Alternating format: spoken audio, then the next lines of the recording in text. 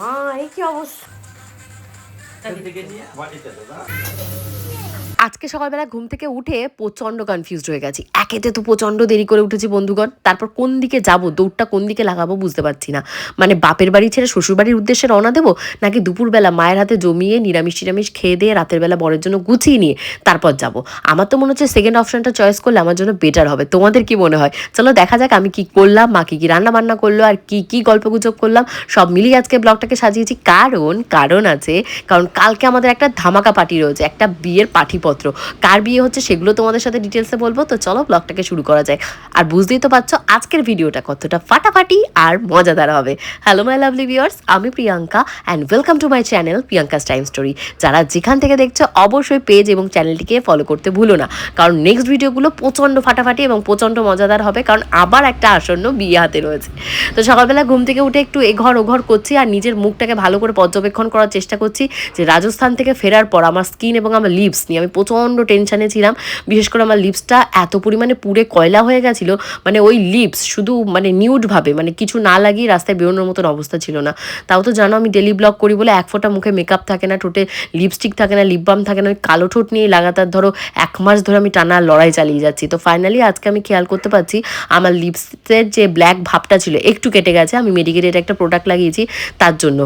Lips তো আর সেই 5 বছরের কচি লিটিল গোল্ডের মতন পিঙ্ক হবে না, কালো ঠোঁটই থাকবে, একটু প্যাচি ভাবটা তো অ্যাটলিস্ট কমবে, নাহলে প্রচণ্ড কালো হয়ে গেছিলো, ফেটে গেছিলো, চ্যাপড লিপস ছিল।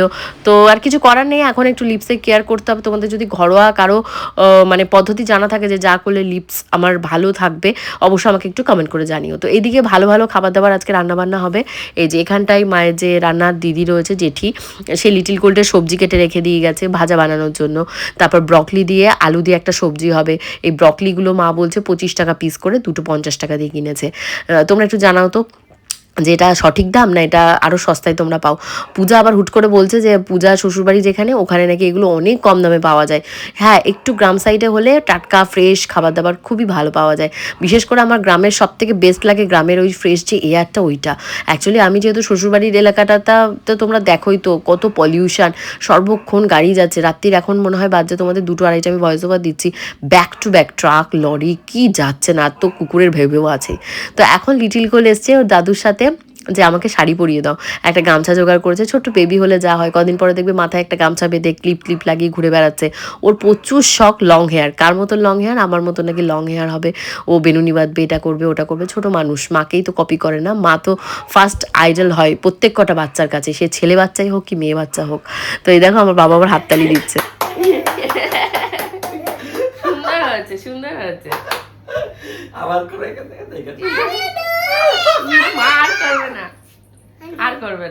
আজকে সকালবেলা আমাকে বেশি খাটাখাটনি করতে হয়নি, কারণ পূজা কালকে না পরশু দিনকে চাউমিন রান্না করেছিল। তো এক বাটি দেখতেই পেলে ফ্রিজ থেকে বের করে রেখেছি। অনেকবার করে বলছে ওটা খা ওটা খা, কারণ অনেকটা রান্না করে নিয়েছে। ও জানে আমি আসবো, আমি খাবো, মা খাবে, সবাই মিলেই খাবো। লিটিল গোল্ডও আমাদের মতো নুডলস খেতে খুবই পছন্দ করে।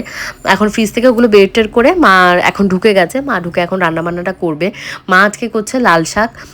লাল শাকের সাথে উনি ভেবেছিল টকের ডাল করবে। আর টকের ডালের সাথে বাবা ইঁচড়টা এত পছন্দ করে। আমার বাবা যদি প্রিয় খাদ্য কিছু বলা হয় সেটা হলো টক ডালের সাথে ইঁচড়। জানি না এটা কোন দেশের খাবার, আমার যতদূর মনে হয় আমার ঠাকুমা এই সমস্ত মানে কম্বিনেশনের রান্নাবান্না খাওয়াতো, আমার বাবা সেইটা খুব মিস করে। এটা থেকেই বোঝা যায় যে আমার বাবা মানে ঠাকুমাকে ভীষণ মিস করে। স্বাভাবিক ব্যাপার, বড় ছেলে ছিল ওনার।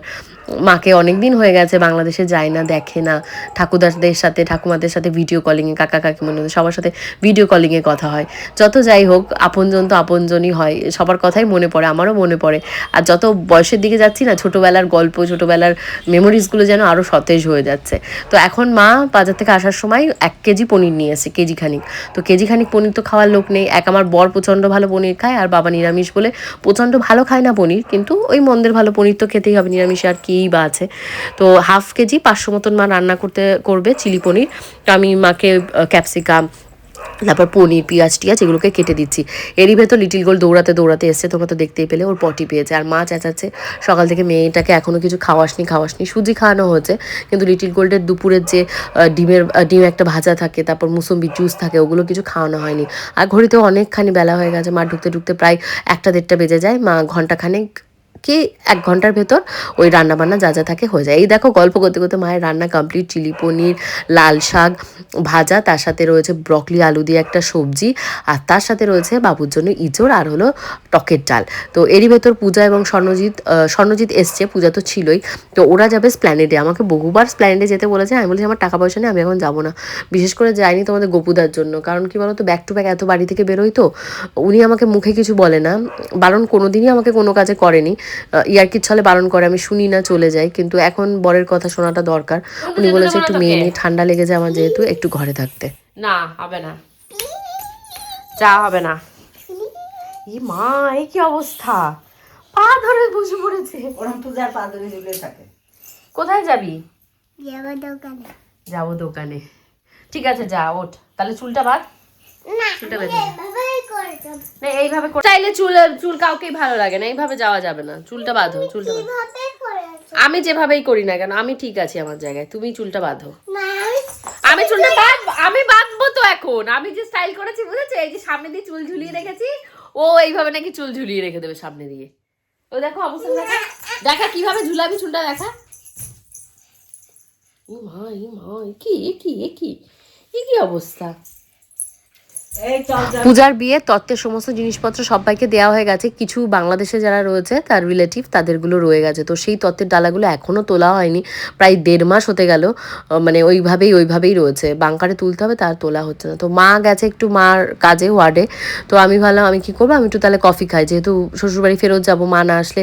বাবা তালা লাগিয়ে চাবি নিয়ে গেছে। লিটিল গোল তার ভেতরে এত বায়না সারাদিন, মানে ভাতের মানে মেখে নিয়ে বুঝেছো, চামচ আর একটা ভাতের বাটি মাইক্রোওভেনে এই গরম করছি, আবার খাওয়াচ্ছি, এই গরম করছি, সারাদিন ওই চামচ আর ভাত নিয়ে আমি বসে আছি। মাছের মালাইকারি ওই যে আগের দিন করেছিল সেইটা দিয়েছে, খানিকটা দিয়েছে। কবে বসে যে এই খাবো, তোমরা বলো, তুমি রান্না করো না কেন? মা এত পাঠিয়ে দেয়, ওই খেতে আমাদের দুজনের কত দিন টাইম লাগে বলো তো। চিলি পনির আচ্ছা, যেহেতু নিরামিষ, আমরা চিলি পনিরটা খাবো। আচ্ছা, এখানে একটু চিকেন ছিল, আমাদের গপুদা বলে পাঠিয়ে দিয়েছে। আমাদের গপুদা খুব ভালো খায়, যে একটা লেগ পিস আর কিছু মাংস দিয়ে পাঠিয়ে দিয়েছে। আর পাটিসাপটা পিঠে পাঠিয়েছিল, তো সেগুলো সবাই মিলে আমরা খাওয়া দাওয়া করে নিয়েছি। আর চলো একটা হরলিক্স এই যে আমাকে দিয়েছে, হরলিক্সটা আমি খাবো। আর এখন ভাত বসিয়ে দিয়েছি, মা বলে বাড়ি গিয়ে কটা ভাত বসিয়ে দিই, কারণ ভাত আমার বসাতে 5 মিনিটের ভেতর রান্না হয়ে যাবে। ভাত এক্ষুনি নামিয়ে নেবো, অনেকক্ষণ ভাত বসিয়েছি। আর লিটিল করে কাকার ঘরে ঢুকে গেছে। তো কালকে যেহেতু আমাদের ইনভিটেশন রয়েছে, ইনভিটেশনে গিফট কিনতে গেছিলো তোমাদের গপুদা। গিফটটা এখন না, গিফটটা কালকে সকালে দেখাবো। আর আমি যে শাড়িটারি করবো, শাড়িটারিগুলো ওই পাশে রেখে দিয়েছি। আর কাচার জন্য প্রচুর জামা কাপড় এসছে, বাপের বাড়ি থেকে প্রচুর জামা কাপড় এসছে। 3 দিন 4 দিন ধরে জামা কাপড় বোঝাচ্ছি, 3 দিন 4 দিন ধরে জামা কাপড় বোঝাচ্ছি। আর কালকে রাত্রে তোমাদেরকে যে শাড়িটারিগুলো দেখিয়েছিলাম, সেই শাড়িটারিগুলো রয়েছে, সেই শাড়িগুলো ব্যাগের ভেতরে থাক। শাড়িগুলো আর বের করবো না, পরে শর্টস ভিডিও যখন বানাবো তখন ভালো করে তোমরা কালার টালার দেখতে পাবে। আর এগুলো কাচার জন্য শিবানীর দিকে দিয়ে দিই, শিবানী কালকে কেচে দিলে এগুলো হয়ে যাবে। আমার মোটামুটি শীতের যা কম্বল টম্বল লেপ টেপ রয়েছে সব আমার কেচে ধুয়ে রোদ দেখিয়ে তোলা হয়ে গেছে। এখন শীতের জামা কাপড় 2-4টে এদিক ওদিকে রয়েছে লিটিল গোল্ডের বাবার, সেগুলোকেই গোছাতে হবে।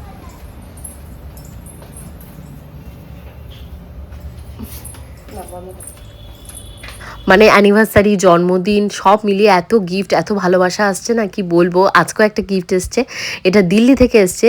এটা পাঠিয়েছে গোবিন্দর বন্ধু শশাঙ্ক রয়েছে, ও আমাকে মানে মাঝে মধ্যে গিফট পাঠাতে থাকে। তো গিফটটা ভীষণই থটফুল এবং ভীষণই মানে লাভলি হয়েছে, আমার প্রচণ্ড পছন্দ হয়েছে।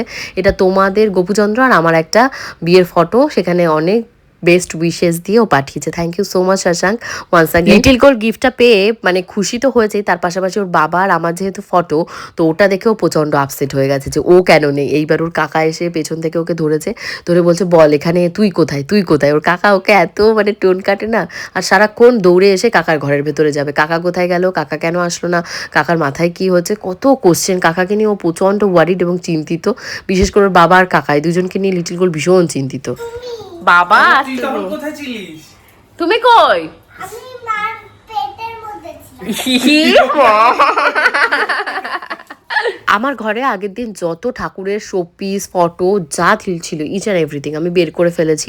আমার ঘরে কোনো ঠাকুরের ফটো মূর্তি কিচ্ছু রাখিনি, সমস্ত আমাদের ডাইনিংয়ে যে ইনভার্টারটা রয়েছে ওর যে বক্সটা কাঠের উডের ওর উপরে সাজিয়ে রেখেছি। ভালো করেছি না বলো? আমি অনেক ভিডিওস দেখেছি, আমাকে অনেকে বলেওছে, তো আমি সেইটাই করেছি। তার ফলে আমার টিভি ইউনিটটা ফাঁকা হয়ে গেছে, ওখানে ওই শোপিসটাকে সাজিয়ে রেখেছি। সবসময় চোখের সামনে তোমাদের গোপুদার আমার এরকম হাসির মুহূর্ত সামনে থাকলে বরটা একটু বকাঝকা কম খাবে। তো আমি বকাঝকা লিটিল গোল্ডের বাবাকে দিতে চাই না, ওনার অন্যায় অত্যাচারের জন্যই দিতে যায়।